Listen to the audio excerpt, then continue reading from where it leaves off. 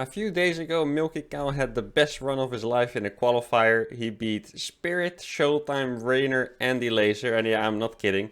A lot of you guys might not even know who he is. milkicow is a European Terran who's usually around 6k MMR. I would say he's probably peaked at like 6'3 or 6'4 if I had to guess. But this run, honestly, is something you could not even expect Hero Marine to always pull off. So for milkicow to do it was insanely impressive. And especially for me when he won against Showtime. I was very curious how he did it, because Showtime is for me one of the most difficult opponents. A high level Protoss, very solid, very hard to beat. And milkicow apparently just kind of dunked on him. So I really want to see how he did it. Let's do a little POV analysis on milkicow over here. If you do guys really enjoy this, make sure to sub and also let me know. And then I can also go over some of the other replays from his run. Now he's already going to start off quite nicely with a Proxy Reaper over here. The very interesting location for the barracks, by the way. I feel like normally you'd build the barracks here, or if you're a fake proxy, you would build it all the way back. But he built this kind of out of the middle, like right outside of the scouting pattern. As you can see, Showtime barely did not see that with the probe, so that is very well positioned. Obviously, he did know that. At home, he's gonna go for the factory. 2 on each gas. So far, this is just a standard Proxy Reaper besides the location. Now he's gonna go for a bunker here. I did notice that Showtime actually skipped the Zealot. So one thing you do have to keep in mind if you want to copy builds like this is that this build could be prepared. I actually asked for Milky's thoughts like very quickly when I asked him for the replays for the channel. And I think he did mention something about Showtime frequently skipping a Zealot. So that's maybe why he did decide to go for this build. Gonna go for a second Reaper as well. This is actually the version I like the most of the Proxy Reaper, by the way, to just make multiple. Sometimes I think Maru was it as well, going for just one Reaper. But in that case, I feel like you just don't have enough pressure for the most part. Gonna get a reactor on this factory. And he's actually making a third Reaper. Wow, I actually do not think I've seen someone go for a third Reaper. And honestly, against Showtime's approach, I really like this. And just to explain you why quickly, is very typically what Protoss players would do. Is they would just get one battery here. And then, yeah, the bunker gets shut down. But Showtime is actually not making a battery at all. Which means that 3 Reapers would honestly wreak havoc. One thing that's a bit of a shame for Milky is that he built his bunker here on the left side. Meaning it can actually be hit from the high ground. If this bunker was on this side without a battery, I think this would honestly live forever. Because this Stalker wouldn't be able to just shoot like this. Third Reaper coming in. At home, he's gonna start producing a Widow Mine from the factory, so not any kind of Hellion drop. And wow, 3 Reapers actually kill the probes fast enough. Look at the micro here. This is actually such a long delay of this Nexus, or of the mining, I should say, already by Milky. And I guess the bunker is not as poorly positioned as I thought, because it is only one Stalker attacking that. Though still, I do think if this bunker was here, it would actually live forever without a battery. Now he's gonna go dive a Stalker. This seems like a bit of a crazy move, but he's trying to keep the bunker alive. Gets a Stalker for his trouble. Obviously, he is gonna lose the bunker now. Could get a salvage maybe if it was fast enough there. Obviously, really good micro by Milk here, guys. This is, you can definitely tell he was on fire. Or honestly, probably more likely he was relaxed. I feel like good micro is something you only really get to do when you're relaxed. And look at this. Behind all of this, he's actually gonna go for Armory Widow Mine drops. This is a build I used to do, but I haven't really done it in a long time, to be fair. And even looking at what Showtime's doing with the Phoenixes, it does not quite seem like something I would like to do. But then again, there is no detection. He's not going to have 4 Phoenixes out. Now, let's see if Milky is someone we can stay on his POV of. I'm always scared that the Terran spam too hard, but I think Milky, he feels like a more relaxed Terran player. Let's see how he does it. Distracts with the Reaper. That's an important move, by the way, guys. Using the, if you have any Reaper or Hellion left over, using that to distract for your mine drop is actually a huge move. Now Showtime is either going to have to make an Oracle or wait for that Observer. And milkicow is just going to keep dropping massive Widow Mines. He's planting down a 3rd CC as well. Which seems a little bit crazy, but considering he's playing against Phoenix, seems like a smart idea. I do wonder if he would have made 3 racks before the 3rd CC if this was not Phoenixes. Like, let's say this was Blink instead. Now the Phoenixes are out, so he's using the opportunity to move his Widow Mines. That's actually a move, honestly, most Terrans would have forgotten about. The Phoenixes are out, so you probably just leave your Widow Mines there. But Milky actually smart and conscious enough to realize the Phoenixes are on his side of the map. Decides to move those Widow Mines to cause a little bit more trouble. See what the APM is. 222. Okay, that's actually not particularly high. Means he's probably more of a Cure-like player. Like, you know, there's a few players that are just super fast and really all over the place. And then you have the players like Cure, which are obviously still fast, but they are definitely way more controlled. And it does seem like Milky's that kind of player, judging from his POV as well. Now, that's a really cool move, by the way, baiting the Phoenixes with the Widow Mines under it. Under the medevac, that is, but Showtime a little bit too aware to fall for that. And is that was that another medevac going out? Oh, it was actually with 2 more Widow Mines. Okay, interesting. Wait, he's actually making 2 reactors. Okay, like I'm gonna be honest, guys. I'm doing a POV analysis, but I also kind of want to copy this build at the same time. So I'm trying to look like when he makes his add-ons and stuff. One big downside of this build that I do see is that this would probably not survive any attacks. So if you do play against aggressive Protoss players or maybe like just blink openers or anything like that, this would probably not be the build. I don't think he's using his Widow Mines very well, by the way. Against Phoenixes, normally there might not be too much opportunity. But he's actually finding ways to get in with his medevacs over and over, moving his Widow Mines around. And if you look at the situation now, he hasn't killed an absurd amount of probes. Yeah, 8 probes for like... Honestly, it feels like it's been 15 Widow Mines at this point. That's obviously not too crazy. But his build was clean, and he's actually finding himself in the spot where he has the same worker count as the Protoss, which is usually really good for Terran.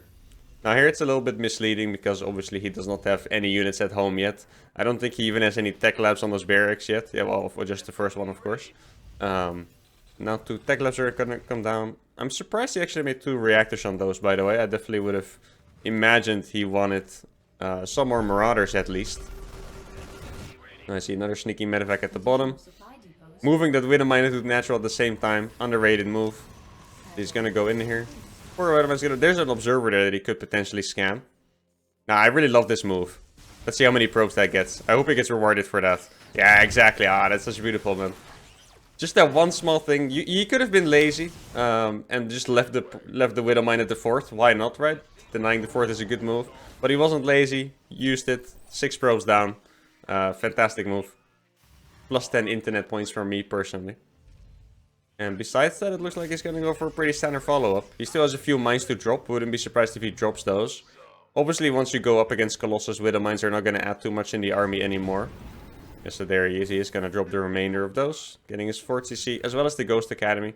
Before any additional gases on his base as well. So, he definitely wants to get up to that macro game pretty fast. And I do kind of like this approach to TVP in general. Like, avoiding to fight and just getting a lot of probe damage done, because Protoss does tend to feel a little bit overwhelming in the fights a lot of the time. So he's grabbing his map control, but he's never really fought straight up yet. He's always trying to distract Showtime by moving around, and then moving out in with the Widow Mine drop at the same time. Which is a very good approach, and honestly so far he's executing it very well. And I do like that the medevac at the bottom, it's still waiting, because he hasn't made any contact with his units. In reality, he's probably been spotted by an observer already. Yeah, there you go. So he could have moved in. And now he's going to go in here. Let's see.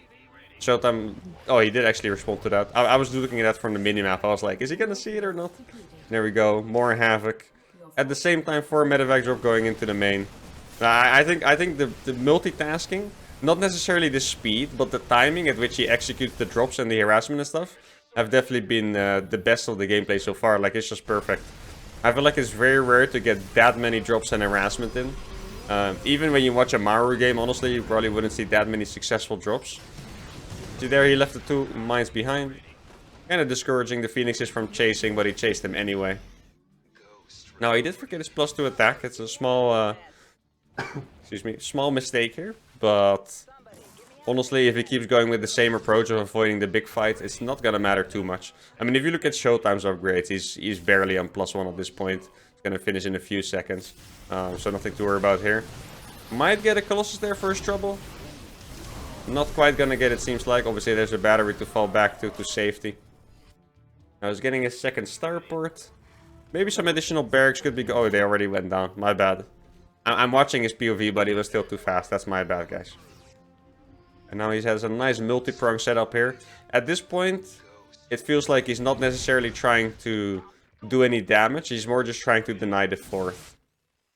And In this situation as Terran, normally I would even check for hidden expansions. I think on this map you honestly can't really hide a base, though there's like few corners that honestly your medevacs are even very likely to pass through. So the chance that there's a hidden base on this map is very small. A bit of a YOLO attack there. Very, very Clem-esque, I have to say. And here we go. Here's the multi-prong. Showtime tries to take his fourth base. And Milky moves on in another spot. Obviously that army there is very small on the right side, so he won't be able to get a lot done with that at all. Now, one thing I wonder about is, he is 30 supply up, right? But I feel like we've all been here. And the game is still difficult, especially considering that disruptor count is going to go up and up. He's going to go up to 5 already. And, I mean, I already know Milky's going to win this game. But I just wonder, like, what is the kill move going to be? Because making a kill move here, I feel like it's very difficult a lot of the time. Like, you can have as much supply as you want, but until you have, like, a particular amount of liberators, you can't really make a kill move against disruptors most of the time. He's taking down the rocks to create a bit more pathway. That's actually a very basic move that honestly every Terran should do, because the rocks there are just so good for the defending party. But still, I don't really see it a lot. So here, he snipes the observer and then loads in. Notice that he didn't go for a drop at all until he killed the observer. That's a very important move, guys. If you don't see an observer and you want to drop, it's very good to actually just scan on top of your army already. Because observers, legitimately, those small invisible, like, what is it, 1 supply unit, can honestly win the game for the Protoss. It's so important. Now the supplies are even. Milky's obviously still in a great spot. He's going up to 8 command center, fusion core, got all the upgrades. And now there's a 6 medevac drop into the main. He scanned and see there was no energy for the recall, which means it's a very safe attack. And at the same time, he's going to go and deny that 5th, looks like. Now, this is where it gets hard for the Protoss, because disruptors are so good if it's just one front. If you have to split them, it does tend to get awkward a bit. Even as the Vikings here to snipe the Phoenixes. What is this 4D chess right here? I was like, the Phoenixes are perfectly in position to deny the drop coming out, but the Vikings are killing those. His second army kills the 5th base. And just like that, he actually just finished off a 190 supply Protoss, which is super impressive. And that was just game 1, guys. Let's see what he did in game 2. And here we can see Milky once again going for that proxy barracks. Probably definitely found a little bit of a weakness in Showtime's build order here, to be using this twice. Obviously, it's a very important qualifier. It was for a big event for the King of Battles, by the way, in case you guys were wondering. I think it's a 15k tournament hosted by Alpha X, sponsored by G Fuel. And yeah, this is the kind of place where you would bring out your best build. So milkicow definitely thinks Showtime has a weakness against Proxy Reaper. Judging from the first game, it did look like it a little bit, but not quite. Actually, this barracks is going to get scouted, but if you look at the positioning on this, the SCV is super safe here. I think for at least 50% of the space, his SCV is safe. A little bit of RNG and he should be just completely fine there. He did send a second SCV to be safe, I do appreciate that. Doesn't look like he's gonna need it though. Let's see. But it's honestly a very, very nice move anyway. One thing is this SCV is gonna be stuck, because if he lifts his barracks, obviously the Prov will move underneath. So that's actually a little bit of a shame for Milky there. But it is what it is. Now I do wonder if Showtime is gonna switch it up and make a Zealot this time. Because he did get punished a little bit last game. Or maybe like a battery or so. Because yeah, the last game, even if the 3 Reapers, it felt like they didn't do an insane amount of damage. They were, you know, you could say the catalyst for the Widowmine drops and everything that happened after. So it could definitely be good for Showtime to switch it up a little bit here. And Milky, he can always switch it up too. Like I said before, you can only make 1 Reaper, you can make 2 Reapers. Last game he made 3, which is something I rarely ever see. So I would be surprised if I see that again. He is going to start up that second Reaper already. And let's see if he goes for the same follow-up at home. That's also going to be very interesting. I think this kind of build is super good if you're the kind of guy who has multiple follow-ups to it. Because it's very easy for this to look exactly the same to the Protoss. But this time instead he could be going for a tank push off of it. Or a 1-base all-in. Or anything crazy, right? But for Showtime it would all look the same. Now he's already going to make a Hellion instead of that reactor. Obviously the probe was here, so he couldn't really lift off to make the reactor. Let's see. Barracks is going to go home now, so he's actually going to stay with 2 Reapers only. Also something to keep in mind is that here he actually used the second SCV to make the bunker. I really don't think that's what he did in the first game, but this game he kind of had to because his SCV was stuck. And now he's going to move in the second SCV. Really good target fire there by Showtime, getting a hit on that before the SCV even got to repair the bunker. Now 2 Stalkers do out DPS this. That's why you have to keep microing, jumping out of the bunker and stuff. See, I would really like it if he went for that Stalker, actually. Kill it. Ah, that would have been dope. Hellion coming in here. Save that Reaper somehow. How is this bunker still alive, man? And Showtime actually made an Adept. That's a sign of confidence right there. He thought he already had the bunker shut down. Made an Adept instead of a 3rd Stalker. But now this bunker is actually still alive and kicking. Saves the SCV one more time by putting it into the bunker. And at home, let's see what he's doing. Reactor, Tech Lab on the factory. And now he salvaged the bunker. Honestly, maximum amount of damage done. I feel like he does have a few less SCVs than he did last game. So maybe he missed a little bit of production there. Now he's going to go straight for a cloaked Banshee, which honestly is a little bit insane. As you can see, the Oracle's already out. He's going to go in here. Wait, did he kill both Stalkers? No, just one. Where's the other one? Ah, there it is. Okay. I thought for a second, if he killed both Stalkers with that, he would literally be a god. And this move by Milky is super important, by the way, because it's keeping the Oracle at home. Obviously, Showtime doesn't know, but he could have moved the Oracle straight across and honestly just ravaged his mineral line. But instead, Milky's going to go for Banshee Cyclone. This is a follow-up I haven't quite seen before, I think. Very fast Banshee with a Cyclone behind. That is definitely meant for the Oracle. If there was no Oracle, he would be making tanks. But alright, Banshee Cyclone Marine with a very fast 3rd command center, similar to last game. So, the 2 things that I noticed from this gameplay so far that are the same in both games is we went for a Proxy Reaper, heavy pressure with the bunker, and we got a really fast RCC. Way faster than... Oh no, this is going to be a disaster, isn't it? There's no way he just dodged it. Oh, there's another one here. Sag. So yeah, the 3rd CC is very important and the proxy. Wait, is Showtime actually going to miss this? No way. No way. Oh man, if he watched the replay, if Showtime analyzed the replay after that, he would be very upset. Now there is an Oracle out, right? So it's not the worst deal. He does have Cloak. Milky's actually doing very well not revealing Cloak, by the way. If you guys are wondering why he didn't Cloak, the Oracle can revelate very cheap. And if you Cloak, it reveals the fact that you probably have another Banshee out. Because why would you get Cloak for just one Banshee? So not cloaking there was actually a very, 500 IQ move by Milky there. Obviously the 3 barracks are going to come up. Is he going to play second eBay as well? That's very interesting to see. Normally you always play 1 eBay against Protoss, right? Until you go for 2-2 at the same time. But if you play 3CC, you can actually go for the double eBay. Now, let's see where his units are positioned. Oh my god. Showtime saw it again, but I'm pretty sure he missed it again, judging from the movement on that Phoenix. Yeah, this is not Showtime's game so far, guys. The bunker at the start, missing both Banshees. I hope for him that his Oracle is somewhere close. Ah, okay, close enough, yeah. That's gonna be 4 kills maybe? 3 kills only on that Banshee. I mean, it's decent to be fair. It could be worse. If the Phoenixes saw those Banshees from the start, both of them, he would have gotten 0 kills for absolutely nothing. And it would have cost him a lot, so yeah. I think Milky is going to be pretty satisfied, killing about 6 probes in total, I believe. Not sure how many that first one got, I think it was also 3 or 4. Now this game is actually making tanks. Let's see if he's going to continue doing that. Okay, he switched over to a reactor after 2 siege tanks. Makes a lot of sense against Stargate. Honestly, against Stargate it's very often a bit tricky because they can go into charge, they can go into storm these days, they can go into Colossus, they can kind of do everything. It used to be a bit more simple. If you see Phoenixes, they're probably going to make Zealots so you can spam mines. These days, not as straightforward. He's going to add 2 more barracks. This game looks a little bit more like he wants to hit some kind of big timing attack. Because the last game, he was getting so many probes, you know. He got his 4th really fast, his Ghost Academy and stuff. This game, he's actually just making a lot of units. He's not doing harassment since the Banshee. So it really gives the vibe that he just wants to go for a big timing attack here.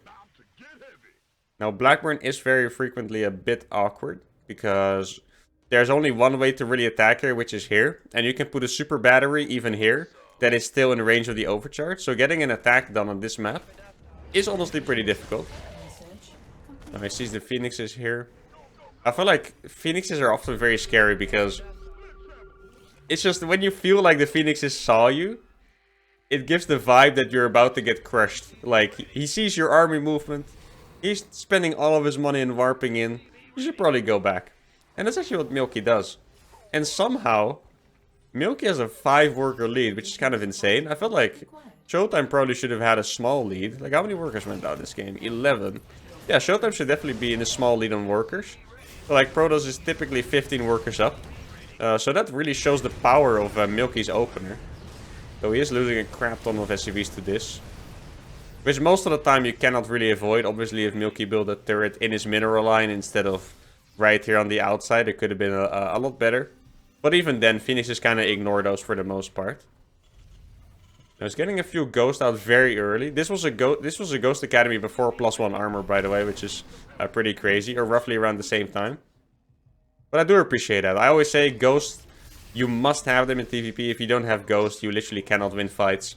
From my POV, ghost is kind of what equalizes the fight. Without ghost, you can't win. With ghost, you have a shot.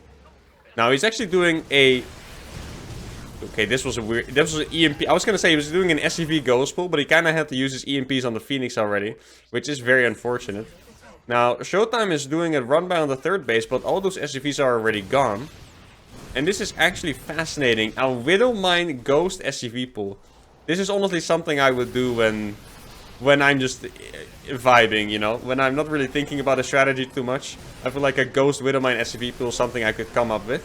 Now, sadly, he doesn't have the EMPs here. EMPs would be huge. Really good mine shots, by the way. None of the mines dragged on the bio there, except for those last 2 on the end with the Phoenixes. And Milky is honestly destroying this. He's 40 supply up, 60 army supply up after that fight. That was not even close at all. And just like that, milkicow takes down Showtime 2-0. And I just want to emphasize how impressive this is. Showtime has been the best PvT player in Europe. Best PvT from a foreigner period for a while now. He beats Clem and Hermine very frequently. And milkicow made him look like milkicow was Maru, basically. This is something Maru would do to Showtime, I feel like. So this was incredibly impressive. And yeah, definitely looking forward to copying some of those builds. Or, well, he pretty much did one build with 2 different versions, right? But yeah, I do still think this is pretty anti-Showtime. Like, I think Showtime's probably going to make some changes after this. He's a very logical player, so he'll probably make some changes to the way he plays against Proxy Reaper, really. But still, looking forward to copying some of those stuff. Hope you guys enjoyed it as well. Once again, make sure to subscribe to the channel, give it a like, and I'll see you guys for the next one. Adios.